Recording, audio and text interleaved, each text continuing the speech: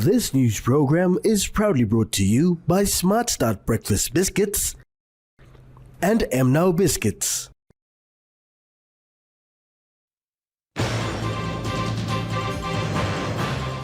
Census disrupts education plan. Uncertainty on LG election date. And ICCC Commissioner explains price hike.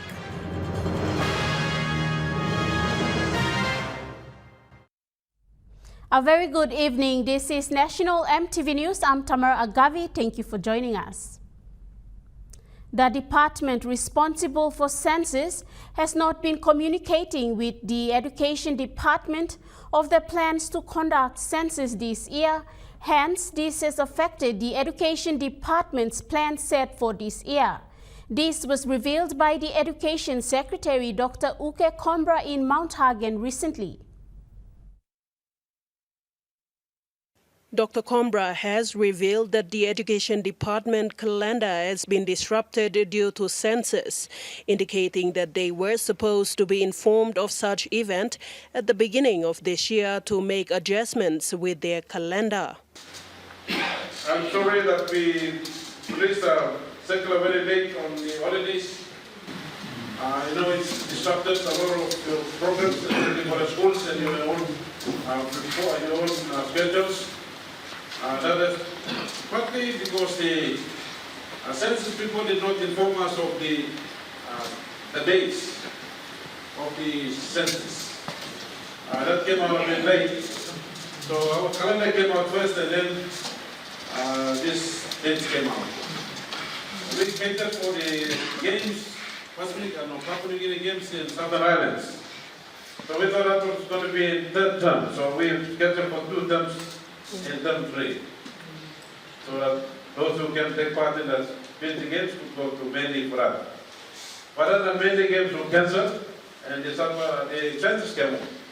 And that took us off guard and we had to make those adjustments for the terms and start dates of term 2, 3 and 4 as to be changed.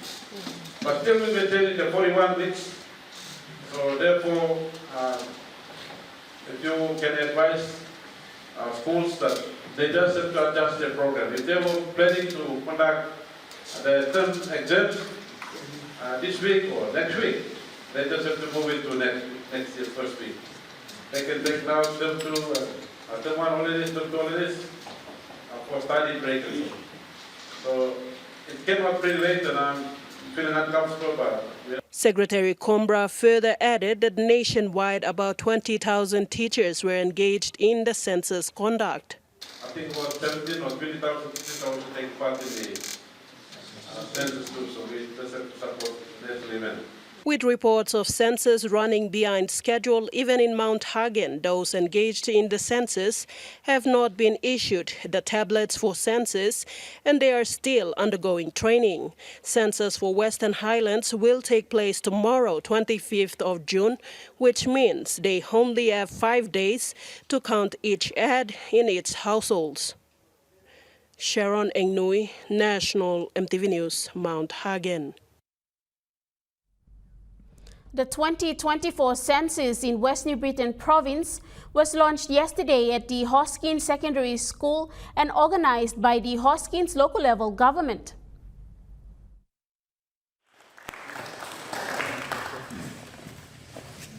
The West New Britain provincial member launched the census yesterday. Hoskins and Mosa LLGs are the only 2 LLGs using the computerized assisted personal interview, while the other 10 LLGs will use the paper-assisted personal interview. Hoskins and Mosa LLGs were out on the field today, while Talasia and Kimberben started last week. The provincial member thanked all taking part in census and urged everyone to do their best for a successful outcome for the province. He said census is important both at the national level and provincial level this year, as this will help its member to deliver services based on the number of population. Despite all the challenges faced in terms of logistics, He encouraged volunteers to continue their work. So, for me personally, I think there are two work in this year we're supposed to do. One is census, the other one is energy election. These both are the most important, programs for this year. So this census, we have to give every available resources to make sure this census is done properly, so that at least we know how much the money may be stuck, so we can use those data for our own planning and budgeting and all those things. And the other program is energy elections. It's again a challenging time where you need to fight for resources. Meanwhile, Mosa LLG President Tim Ninda encouraged the enumerators to go out to the field and serve the people by ensuring that no one is left behind. Mr. Ninda said their approach to the people was important as well. Consultations is very, very important. Before you consult with the household, consult with the community, you must consult, respecting nature, respecting house line, respecting something.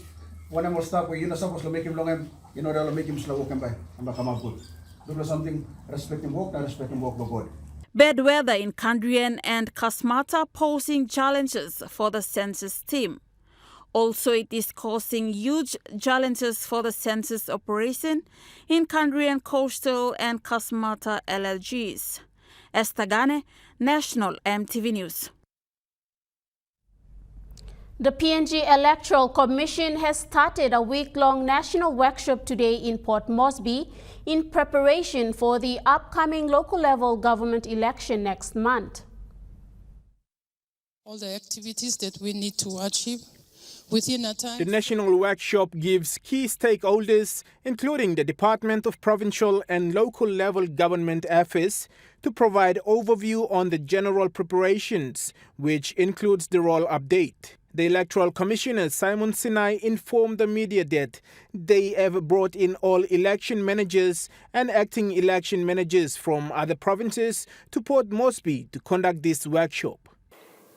Yes, census will end in June and early July if it delays, but the election will start with the nominations in July 25th if we issue the writ, and closed in September.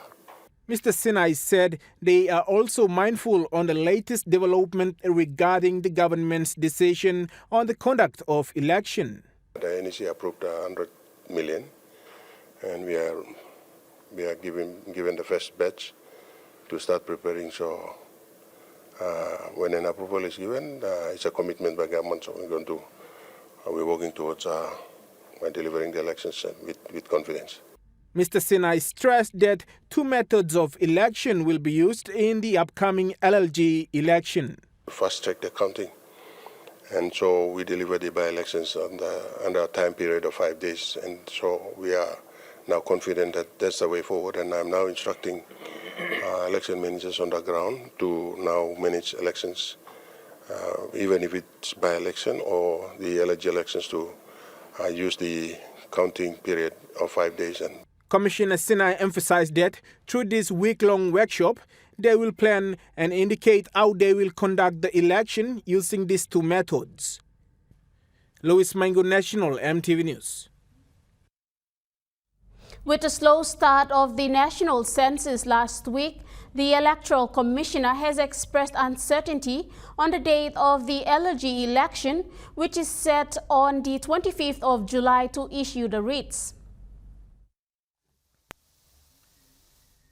Electoral Commissioner Simon Sinai said they are expecting the national census to be completed by the end of June to give time for the LLG election. So the workshop will now find out as to what status of the election preparations in each of the provinces, especially with the verification of voters and logistic arrangements and provincial PESCs and officers on the ground to assist in elections. So, in regards to election preparation, Mr. Sinai said the NEC has approved 100 million kina.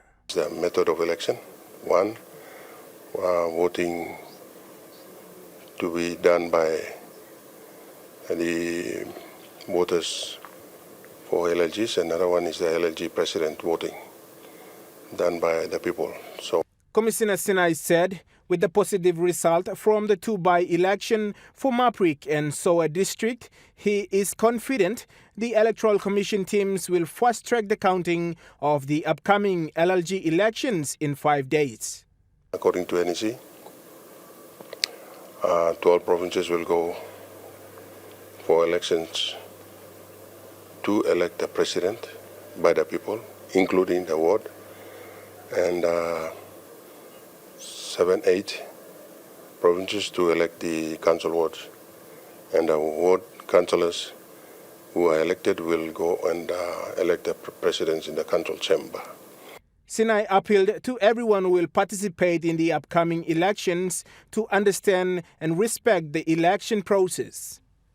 Louis Maingu, National EMTV News. Bishop Paul Sundu of the Kundiawa Diocese has slammed the recent murder of the Catholic priest Father Moses Gende as senseless and cruel. Father Gende was tragically murdered last week along the Kundiawa Gambog Road as he was returning to St. Peter's and Paul's Parish in Golme. Bishop Sundu is now calling for justice for the late Father Gende.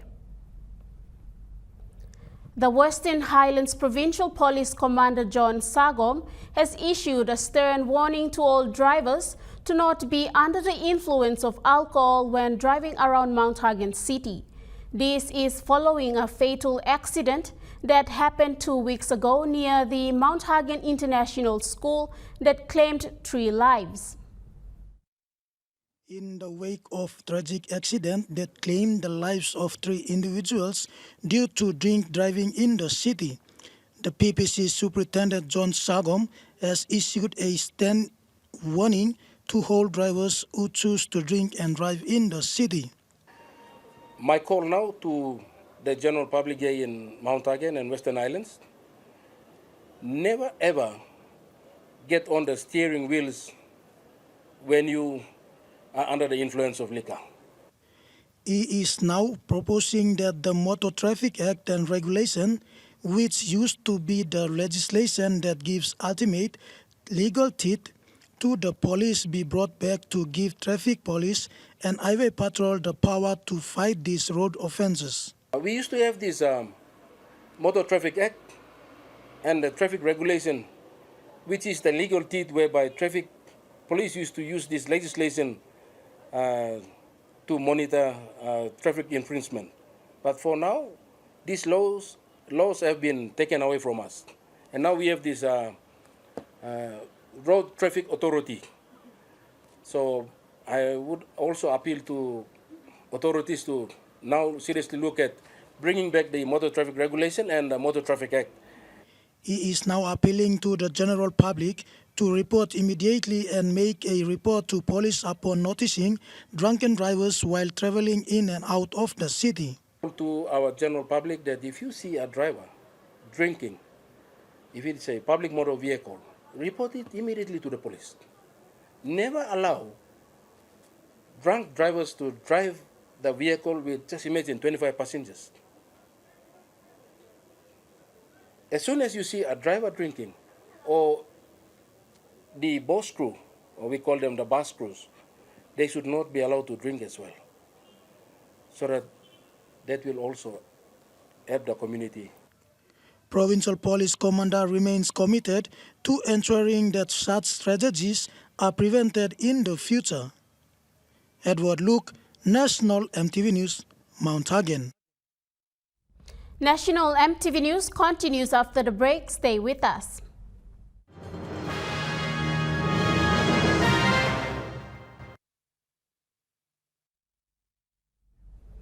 You're watching National EMTV News. Today marked a special day for National St. John Ambulance as they celebrated International St. John Day alongside the launch of the Green Angels Appeal. The Green Angels Appeal represents an initiative led by Number 1 Trophy Limited Group with the ambitious goal of raising 1 million kina to support the National St. John Ambulance. National St. John Ambulance CEO Matt Cannon says funds raised through this appeal will go towards acquiring more ambulances and supporting the ongoing activities of the organization. He mentioned that every year workload of the Green Angels increases as more people gain access to this vital service. Go to all sorts of situations, from people giving birth to people bitten by snakes, from car accidents to people that are injured as a result of violence, whether it's in the home, the community, or at work in some cases. People that are injured. He proceeded to explain how the Green Angels initiative will enhance the organization's activities.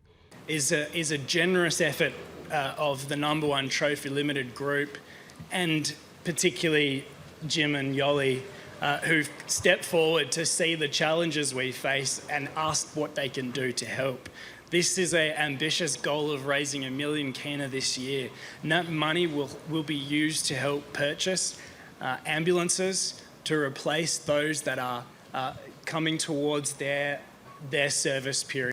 Gavin Thompson, the Chief Operating Officer of Number One Trophy Limited Groups, has emphasized the company's dedication to supporting NSJA services. Viewing from the leadership team at Number One Trophy, we actually thought about, how do we make a long-term sustainable difference to St John's Ambulance, not just a simple donation, but something that's actually sustainable, which is the most critical part of any appeal, in our opinion as well. He said the Green Angels appeal serves as a pivotal initiative for NWT Health to actively connect with the community. Colonel Rafael Yapu, the Chief of Staff to the Chief of Defence Force, Philip Polewara, said St. John Ambulance Services is a critical part of the support system that all Papua New Guineans should be able to access in times of need. In the provision of ambulance services, every second counts. Every decision we make can have a life-changing impact. As leaders, we must continually strive to improve our services, invest in training and technology, adapt to new challenges. Gladys Gila, National EMTV News. Upon learning about the shortage of medicine at Nawai District Health Centers, local MP Teo Pelgan has reached into his own pocket to purchase essential medication, which he personally then delivered to various health centers in the district. The medicines were delivered to Situm Health Center, Boak Sub Health Center, Hobu Sub Health Center, Apo 8 Post, Toroa Sub Health Center, and Boana Health Center. It was noted that the MP found out about this issue while traveling to Apo Village last Monday for an event. He was approached by Apo 8 Post community health worker Bill Clinton, who informed him about the surge of malaria cases and the lack of drugs to treat patients. Logistic event kisim digi ka at post kiti kam long around April I'm digi stock kam na mi work on go na I'm finished last week, so I'm finished now this week here I'm plus nothing. Clinton mentioned that the Apo 8 Post serves 8 communities who rely on it for medical treatment. So one day I'm going to promise more than 60 or 70 per patient. It depends on you got all marasin. Sometimes babas 100. Tapos siga marasin. No ka marasin and tango say panihad na ko situ. Kisikan na ko beken or town. Clinton expressed gratitude to Pelgan for proactively replenishing health centers while they wait on the NDOH for their supplies. Pelgan mentioned that this support is meant to provide relief. Health centers law now will not run out of medicine for 2-3 years. They will restock again 2-3 years. Now they've got other districts that same. The medicines include malaria tablets, amoxicillin, paracetamol, and cold relief. Gladys Kila, National MTV News. The Kumul Mineral Holdings Limited has committed 1 million kina towards the disaster-affected communities of Mulitaka in the Enga province. The presentation was handed over to Provincial Member for Enga Province, Sir Peter Ipatas, at the Kumul Mineral Holdings Limited head office this afternoon in Port Moresby. Kumul Minerals Holdings Limited Managing Director Sarimu Kanu said this presentation will go towards assisting the restoration efforts in helping the displaced communities in Mulitaka get resettled. He also stated that Kumul Minerals Holdings Limited is also aware that families of employees of Pogera Mine are also affected. Veteran Governor of Enga Province, Sir Peter Ipatas, upon acknowledging this timely commitment, states the situation faced currently around the affected area. As I'm speaking, I've got reports last night that there is cracks on the highway again. That's about 2 kilometers outside of the current landslide. So it is going to be a very, very big task to try and reroute the highway, and of course trying to resettle our people who've been displaced and affected. We're talking about 4 different wards, LLGs. We've retrieved 13 bodies so far, and out of the 162 that are presumed to have died as a result of this disaster.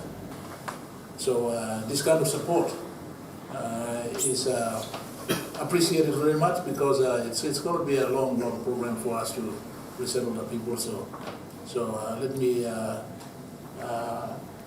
appreciate this donation of 1 million kina by Kumul Minerals towards our restoration efforts at Mulitaka. So I want to thank the team, and of course the Minister as well. I should thank the Honorable William Duma. Grace Papiali, National MTV News. Work on the Kerawagi Township Road began with China Harbour as a subcontractor to Pukma Construction through the 9 million kina funding from the national government. With a vision to see all road within the vicinity of Kerawagi completely sealed in the next 4 to 5 weeks, Chief Executive Officer Mr. Philip Bobal stated that the town sealing will give a facelift to Kerawagi. He has appealed to the people living along the side of the road to be vigilant and considerate enough to allow the smooth flow of work to be done by the contractors. The Independent Consumer and Competition Commission Commissioner Paulus Ein states that the consumers will have to dig deeper into their pockets when purchasing a packet of Ramu sugar product. This comes after Ramu Agri Industries Limited's announcement on increasing its factory gate prices for its refined sugar products by 5%, commencing 1st of June. The ICCC Commissioner Paulus Ein said, upon ICCC's assessment of information provided by Ramu Agri Industries Limited, the prices increase is mostly driven by in-country costs, particularly its domestic production volume, which is greater than its import volume. Commissioner Ein said, given Ramu Agri Industries Limited's high domestic production volume, despite a reduction in international prices recently, this may not have a significant bearing on Ramu Agri Industries Limited's domestic process. However, since December 2021, Ramu Agri Industries Limited has been gradually increasing its factory gate prices between 3% and 5% as the global inflationary pressure continues to persist in the domestic economy. Mr. Ain said the ICCC is equally concerned about the increase in prices since sugar is a basic food item for all Papua New Guineans.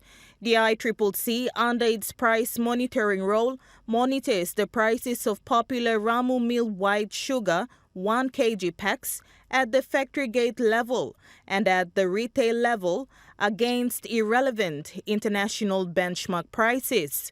Grace Papiale, National EMTV News. Treasurer and Acting Finance Minister Ian Ling-Starkey has expressed his recommitment in ensuring the country's economy is working better for the people. In a statement made by the Treasurer, he states that after attending the Australian Ministerial Forum last Wednesday, he highlighted that PNG still had some of the worst economic and social indicators in the region. He said key priorities moving forward towards the 2025 budget will be to establish a 4-year foreign exchange repair plan.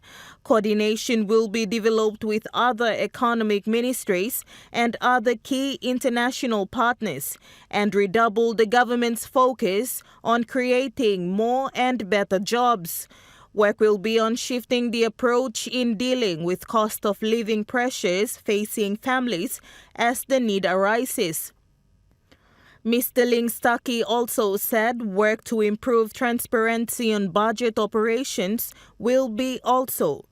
Mr. Ling-Starkey also said work to improve transparency on budget operations will also be looked at. Grace Papiale, National EMTV News. And now we take a look at the NESFAN market report. The Kina closed lower at 0.2602 US dollars in the interbank market. At Bank South Pacific, your Kina was buying 0.2527 US dollars, 0.2377 Australian dollars, 0.2288 euro, and 40.12 Japanese yen. Looking at commodity prices at New York close, gold is trading lower, coffee closed lower, cocoa closed lower, copper closed lower, palm oil closed lower, crude oil is trading lower, and copper closed higher. On the stock market, the Dow Jones closed higher, the ASX 200 is trading lower, and the All Ordinaries is trading lower.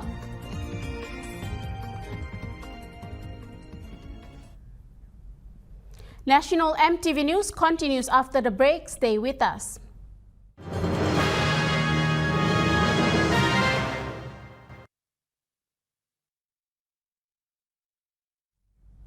You're watching National EMTV News.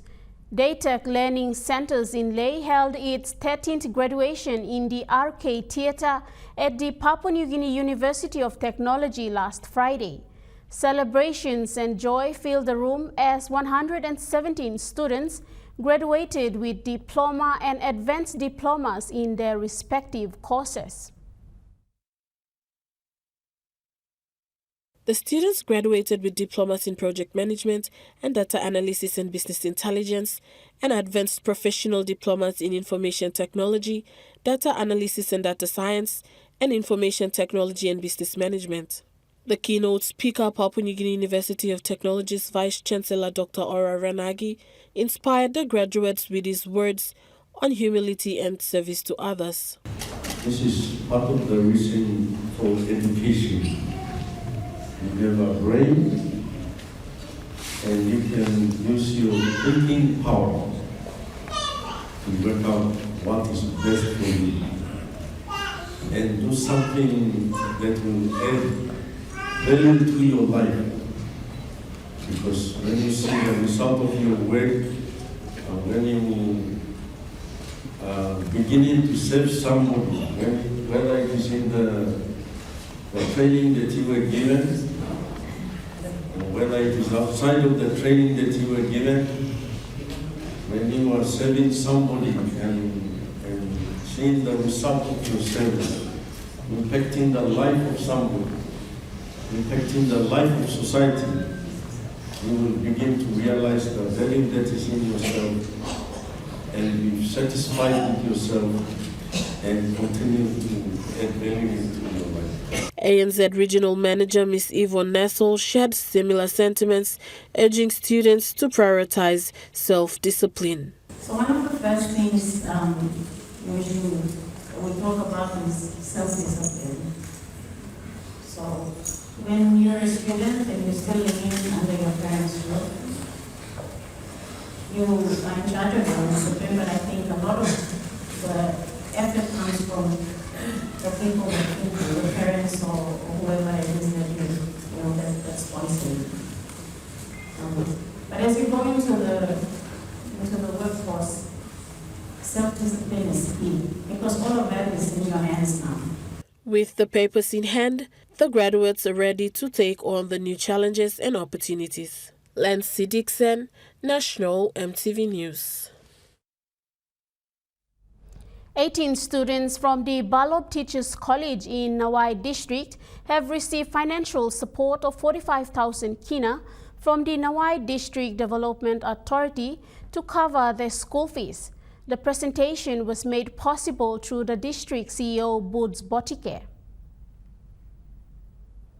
Rualdiro Makindi and Gertrude Angel Wi-Fi, the two Paradise High School students that participated in the recent Genius Olympiad in Rochester Institute of Technology in New York, visited the Governor General and wife Lady Emmeline today at the Governor General's office. This newsroom has been following closely their journey from the Genius Olympiad in New York. An emotional Lady Emmeline congratulated both Rualdiro and Gertrude for their outstanding triumphant at the Genius Olympiad at the Rochester Institute of Technology in New York. In my heart, this is the right way to help out to the people in need. Both Rualdiro and Gertrude shared that they both were in shock and overwhelmed with the win and with the recognition by the Governor General and wife Lady Emmeline. Both returned from the Genius Olympiad last week. Grade 9 student Rualdiro shared his interpretation of his winning painting in the art category, which he submitted and named A Reflection of Their Now. Of the now, and it is the theme of the whole competition, even for each category, was on environmental awareness, and we are asked to evoke that in our work, in our projects. And in my painting, it shows a reflection, a sort of reflection in two alternate parallel possibilities in the future. Grade 10 student Gertrude Wi-Fi shared with us her gold medal winning interpretation of a poem which she titled Tree's Point of View. So the title of my poem is Tree's Point of View. So it's based on the tree and its feelings on the environment. So humans, we need the environment. So we go mining and logging, but then we don't care about the things that, like the impact, our negative impact that we're going to showcase onto the environment. So proud parents of Rualdiro also accompanied him to America for the competition and shared the joy of his win. Wow, so what do we do now? And we're really excited, happy for him for this achievement, because just to be recognized at the finals in the U.S. at the Rochester Institute of Technology, it was something beyond what we expected. Director of Paradise High School and College congratulated both the students and mentioned some of the categories that the school might enter students in next year's Genius Olympiad. Students need motivation. So this kind of achievements really motivate students. So next year we are also planning to participate in the science category. At the moment, grade 11, a group of grade 11 students are doing a science project. Supporting students learning and Papua New Guineans, Telecom Limited CEO Amos Tepi congratulated the students. Our Papua New Guinean students will compete against 65 countries For telecom, we value because telecom is PNG own company. Therefore, we value our people. The Genius Olympiad is an international high school project competition about environmental issues and hosted by the Rochester Institute of Technology in New York, USA. Meanwhile, Telecom Limited, PNG's own telecommunication company, has stepped in to give the two students with the Samsung S23 Ultra phones. Chief Executive Officer of Telecom Limited, Mr. Amos Tepi, and Senior Manager for Enterprise Business were on hand to present the gifts. Mr. Tepi congratulated the two students and expressed Telecom Limited's stance in serving the PNG people. Telecom, as you know, it's owned by people of Papua New Guinea, and we are slowly doing some branding. You will see some changes around on the B-Mobile to Telecom. B-Mobile is Telecom, and Telecom is B-Mobile. That just name changes that we are doing. We are slowly doing a branding across the country. Also, we are pretty much aware of challenge competition that is here, but we are here to stay regardless of that. And we value all our Papua New Guineans who are giving support, and they are continuing faithfully staying with Telecom, using our SIM. We would like to continue to work with all of them. So all the customers as well, we value them. Thank you. Kunambao EBC High School in Karawagi District got 100,000 kina funding support from the Simbu Provincial Member Noah Cool. Head teacher Mrs. Y. Tombe said the timely assistance will be used to build a new 2-in-1 housing duplex for their teachers. Now into its 9th year of operation, Kunambao High School is an agency-run school under the Evangelical Brotherhood Church or EBC with a total of 494 students. Mrs. Tombe shared that an effective way to embrace quality of education is to consider teachers' welfare. National EMTV News continues after the break with Trukai Sports. Stay with us.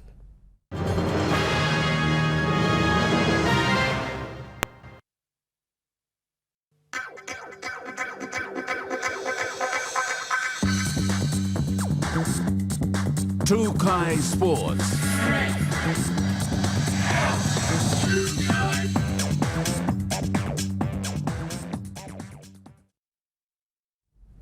Welcome to Trukai Sports. Capital Rugby Union has successfully completed its Round 1 games and is ready to kick off Round 2 of its competition. In an interview with Trukai Sports, Capital Rugby Union Operations Manager Paranas Bokuik gave insights into the competition. Currently we are in our last game for Round 1. It's been a really good first half of the season.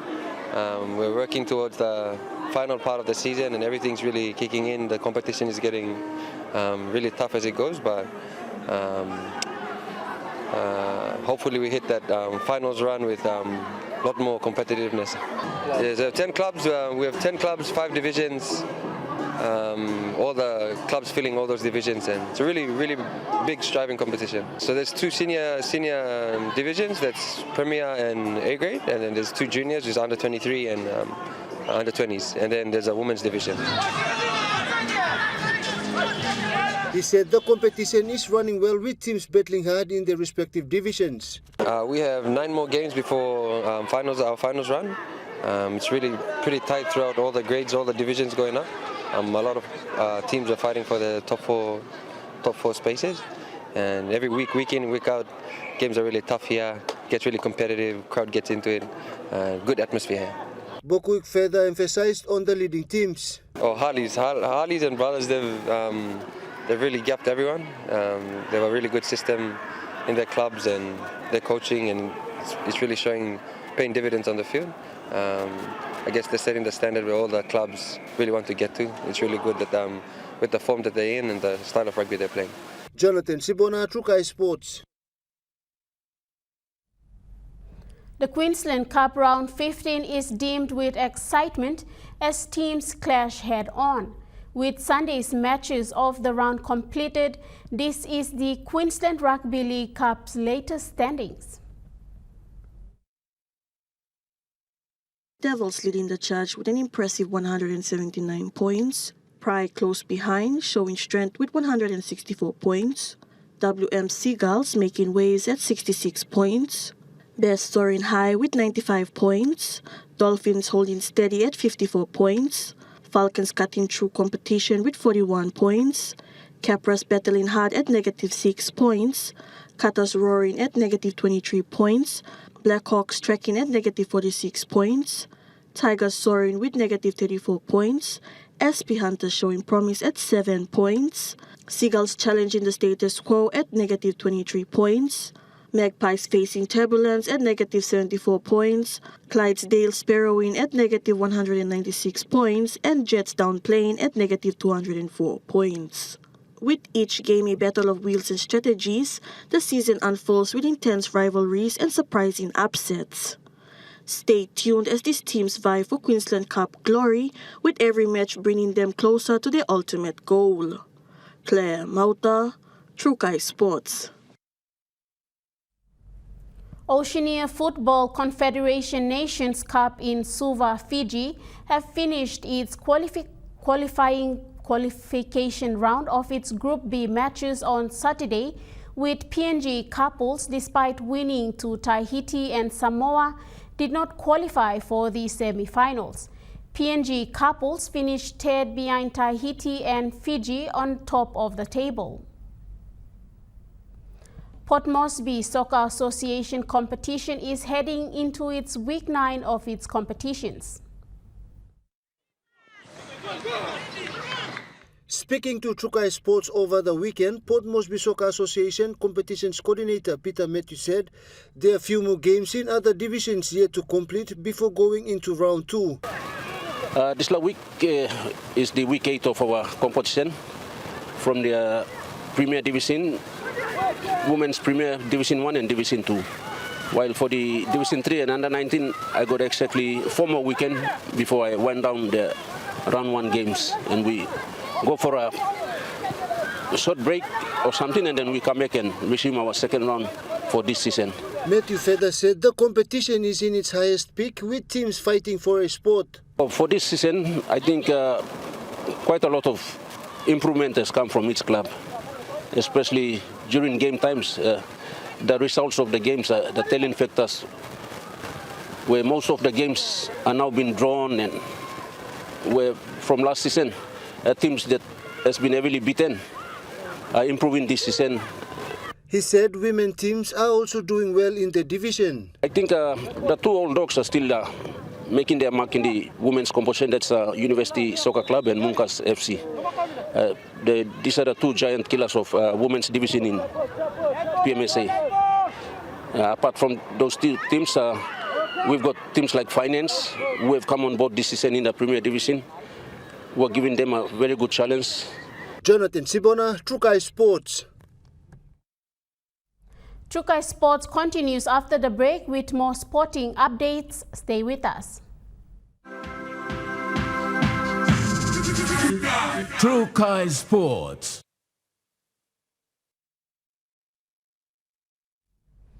Welcome back to Trukai Sports. Moving to overseas sports now. The West Tigers has trashed the Canberra Raiders, and it was the biggest upset in the NRL. That ends Trukai Sports. The Money Plus weather report is next. Stay with us. Trukai Sports.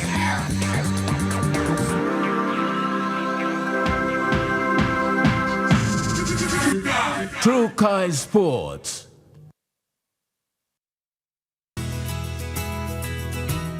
This weather update is proudly brought to you by MoneyPlus, with you always.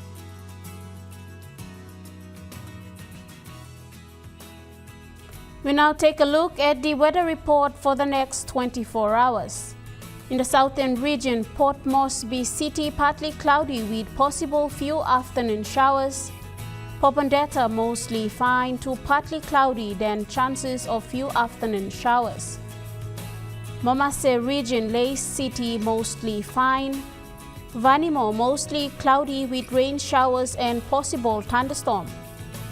In the NGI region, Lorengau partly cloudy, Boca partly cloudy. In the Highlands region, Mount Hagen City partly cloudy with few showers and possible thunderstorm.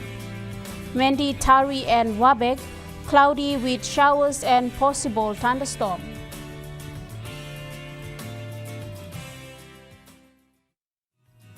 The weather update was proudly brought to you by MoneyPlus, with you always.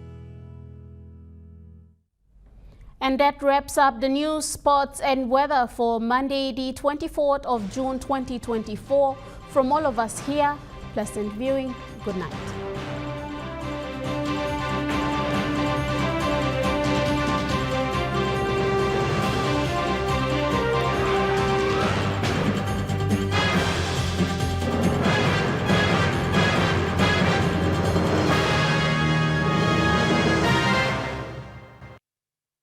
This news program was proudly brought to you by Smart Start Breakfast Biscuits and Gold Nuggets.